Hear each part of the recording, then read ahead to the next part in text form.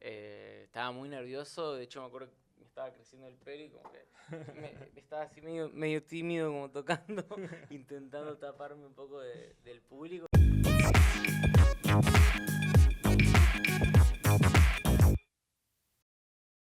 Bienvenidos una vez más a DA News. En esta nueva entrevista me encuentro con Axel Fix, que está presentando su último álbum, Abierto toda la noche. ¿Cómo Así estás? es, hola mía, muy bien, ¿vos? Muy bien. ¿De qué trata el álbum para el que no lo escuchó? Trata de, bueno, abarco muchas emociones que sentí durante los últimos años. Hablo mucho del desamor, del consumo, de la ausencia paterna, de,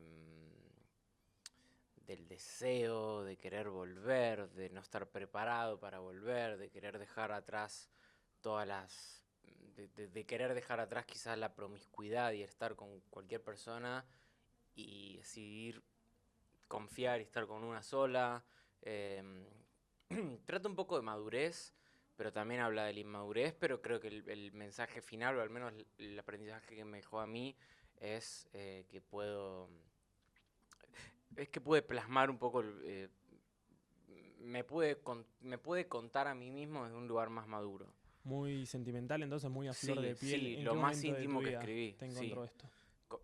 Y me encontré en un momento en el que yo estaba dejando de consumir, estaba muy poco inspirado, venía de 2 años, 2022 y 2023, de no componer nada, y en 2024 agarré, también hablé mucho con mi psicóloga, le conté a mi vieja que estaba teniendo problemas, y firmé justo con Sony, entonces también eso me sirvió para verme obligado a componer, como tener alguien que me pinchara, porque a veces necesito un poco de eso.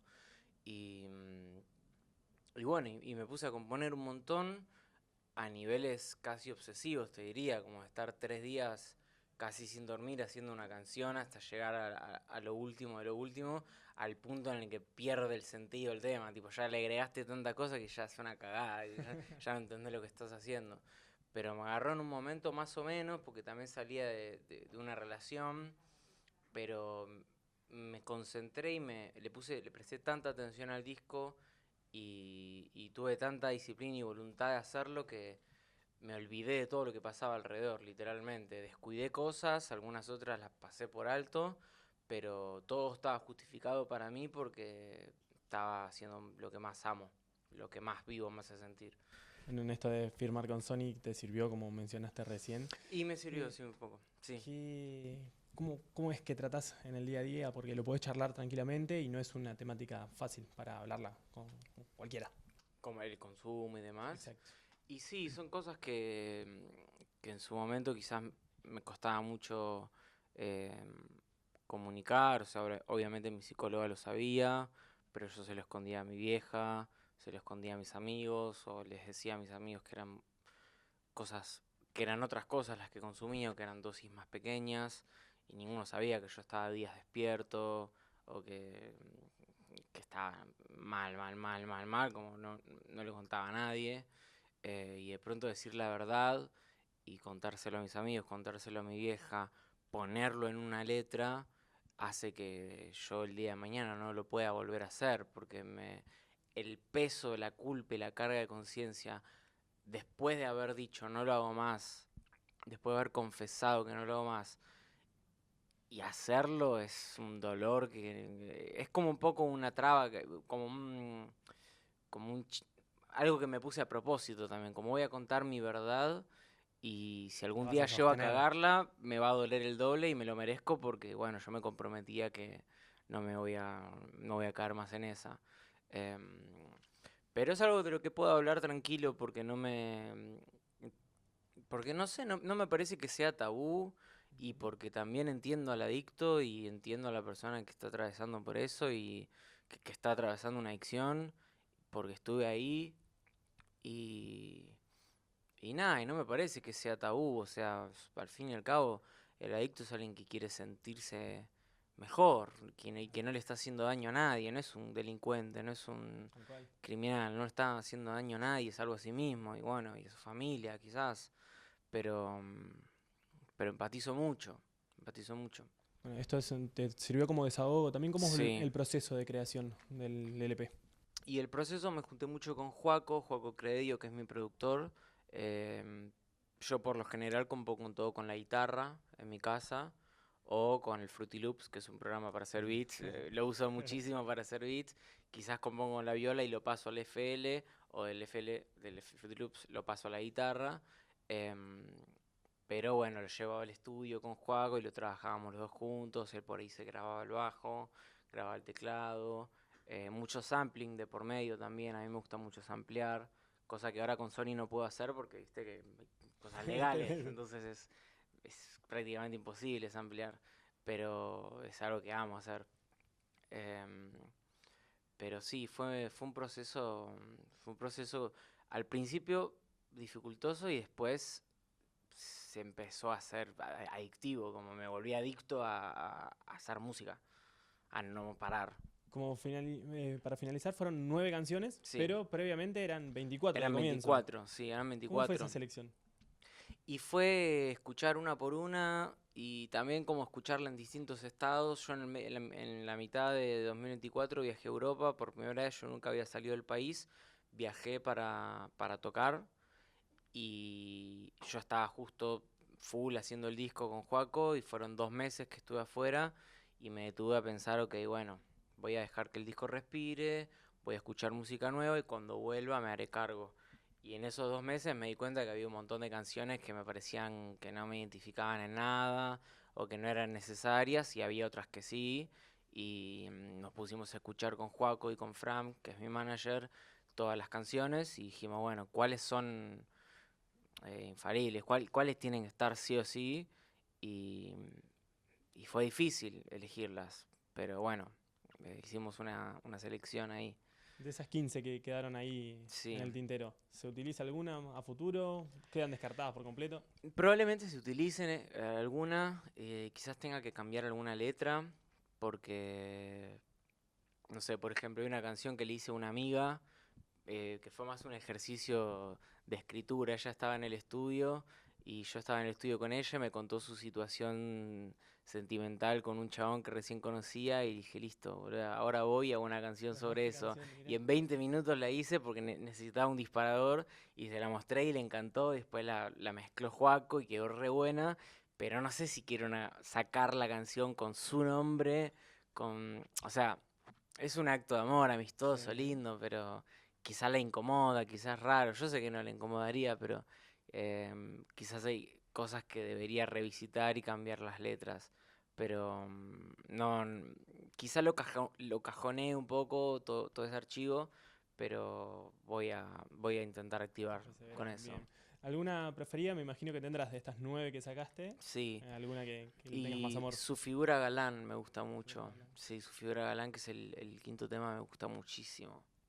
Me gusta mucho esa canción porque a nivel escritura siento que es la mejor, siento que es la que más muestra mi evolución entre el Axel 2021 y el Axel 2024. Aparte leí mucho poeta tanguero, mucho Horacio Ferrer, Cadica, muchos chavales que le escribían letras a Gardel, al polaco Geneche, gente que se juega con Troilo, como escritores, Fuerte, Homero pesado. Mansi, sí, escritores de verdad de tango, y poetas.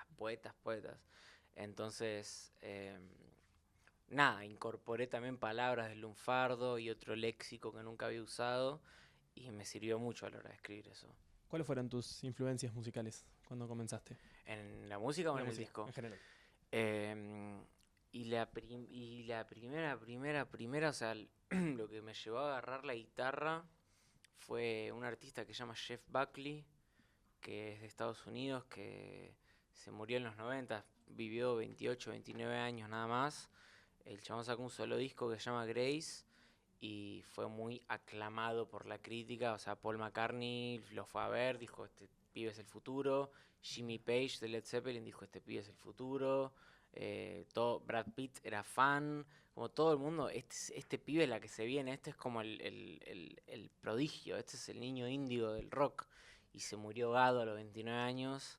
Y bueno, gracias a él, Tom York de Radiohead o sea, hay una anécdota que cuenta que Tom York estaba viéndolo tocar en Glastonbury, en el festival ahí en Inglaterra, y escuchó cantar a Jeff Buckley y dijo, no, tengo que ir corriendo al estudio ya mismo Mirá. a grabar en falsete, porque Jeff Buckley creció cantando en iglesias, entonces tenía un registro muy amplio.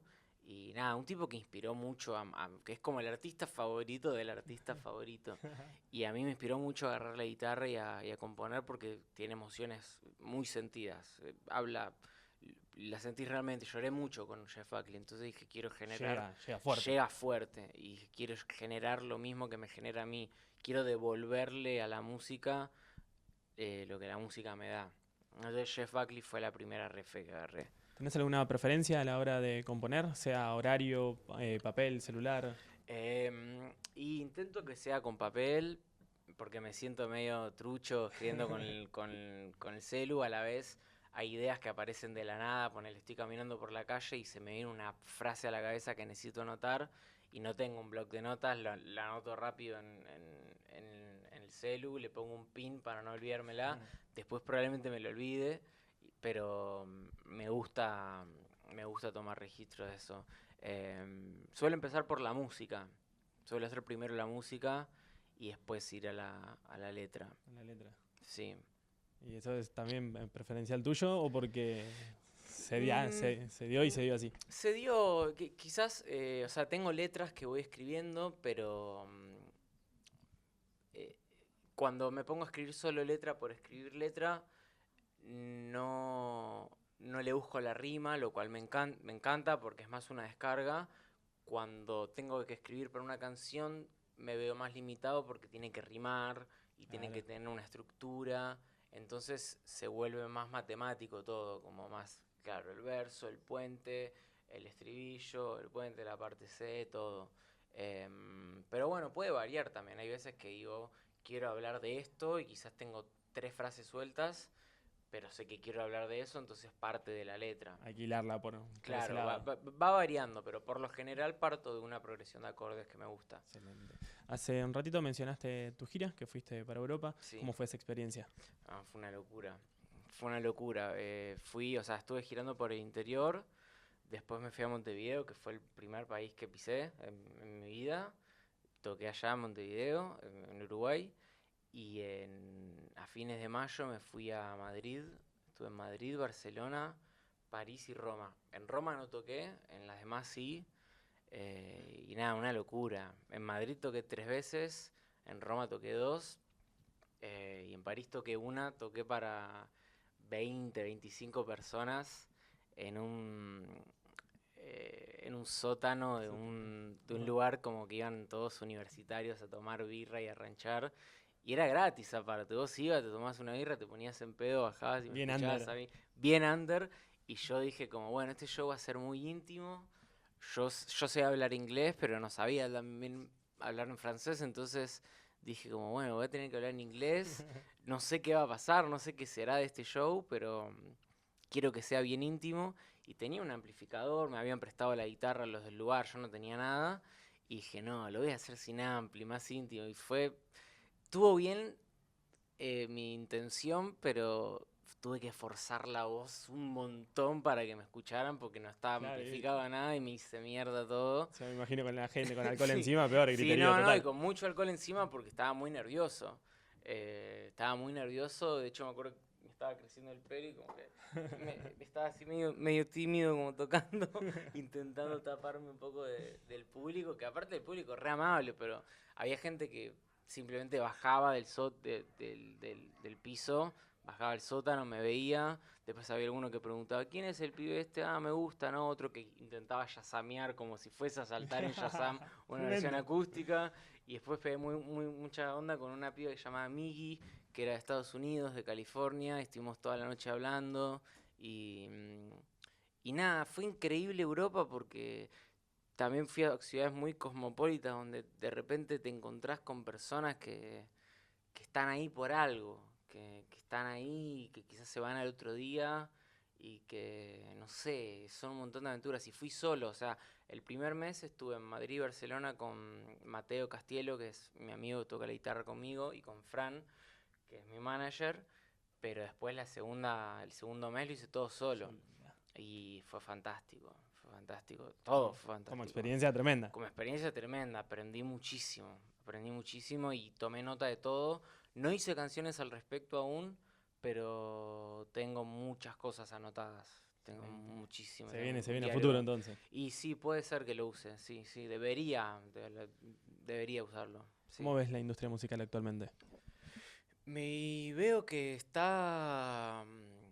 me gusta cómo está creciendo. Yo amo mucho a Cato y a Paco y siento que me enorgullece que sean los que dirigen la batuta ahora, como que ellos tengan la nota y ellos tengan la pelota de su lado de la cancha. Me vuelve loco, como que son la vanguardia, siempre lo fueron y me divierte mucho que sean ellos, porque se lo remerecen.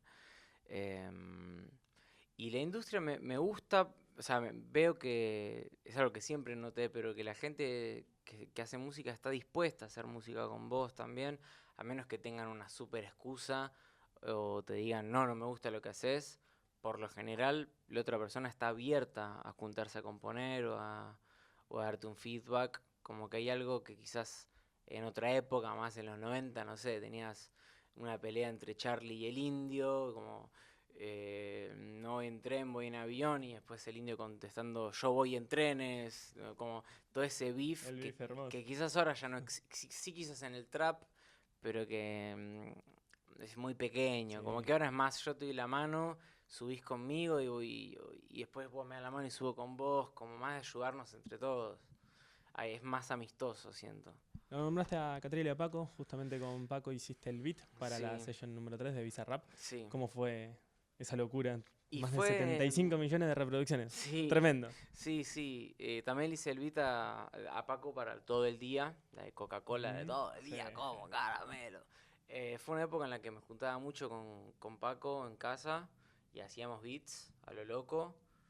Y un día me dice, che, estoy yendo a lo de Bizarrap, que no era tan conocido en ese momento, y quiero usar este beat que hicimos, Axelito, que me lo mandás. Se lo mandé por mail, en calidad lo más alta posible, en WAV, y lo usó por completo. O sea, Bizarrap no hizo nada en el beat, es completamente mío, y la letra de Paco es completamente suya. Y yo no me esperaba ni loco que tuviera la repercusión que tuvo. De hecho, ese mismo día que se publicó la Bizarrap Session, se publicó Chica Acuario, que es el tema que tengo con Goyo. Entonces eran como mis dos personalidades juntas, como mi beatmaking de trap publicado por un lado y mi composición con guitarra y canto por otro en el mismo día. Y nada, fue re lindo. Se puede decir que estabas en pleno auge en ese momento. Estaba en pleno auge y estaba también como descubriendo que si le metía y que si trabajaba un poco más podía empezar era factible la idea de vivir de la música. Chica Acuario es uno de los temas que te impulsó más en la carrera. Sí, de hecho tengo acá tatuado el símbolo femenino y el símbolo de Acuario según la astrología, porque es el tema que me cambió la vida. O sea, gracias a esa canción se me amplió el público y me empezó a comprar entradas. Empezaron a verme personas que por ahí no eran ni mi familia, ni mis amigos, ni conocidos de amigos, sino que eran público de los vándalos chinos o de otros artistas. Y me abrió un montón de puertas. Y sí, fue un antes y después.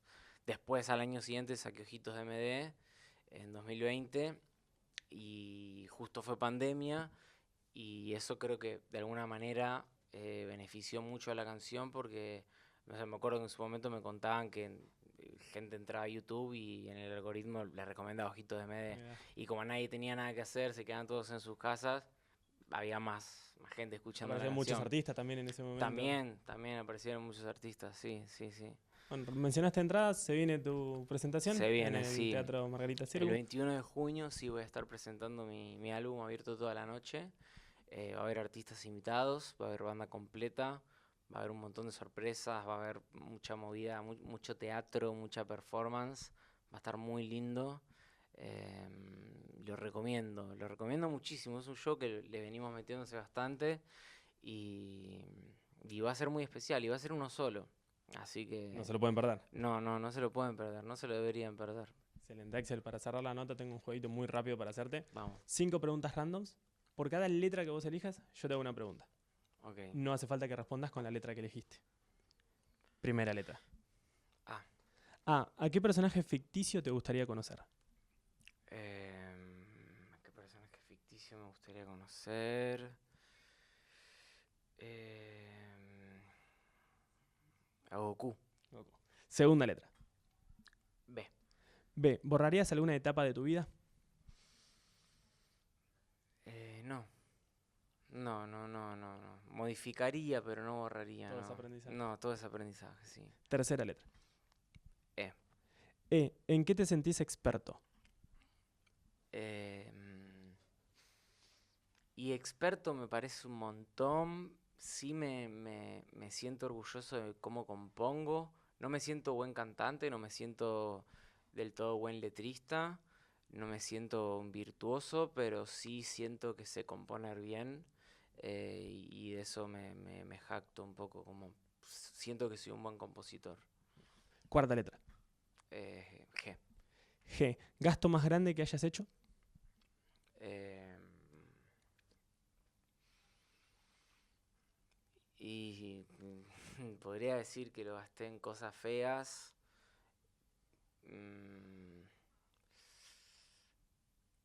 Es que también uno pierde la cuenta cuando empieza a gastar Claro. plata en cosas, pero he gastado un montón de plata en drogas, mucha plata en su momento. Ya no, Bien. pero he gastado. Quizá la mejor compra que hice fue una cama king size y un aire acondicionado con un buen sueldo del mismo momento. Esa fue una gran compra. Épica. Esa fue la mejor compra. Quinta y última. ¿Cómo? Quinta y última. Quinta y última, X. X. ¿Ceneice o millonario? Millonario. Axel, River. placer enorme conocerte, poder charlar Lo unos mismo. minutos con vos. Lo mejor para lo que venga a futuro y el 21 de junio en el Margarita Siervo. Ahí estás, invitadísimo. Placer.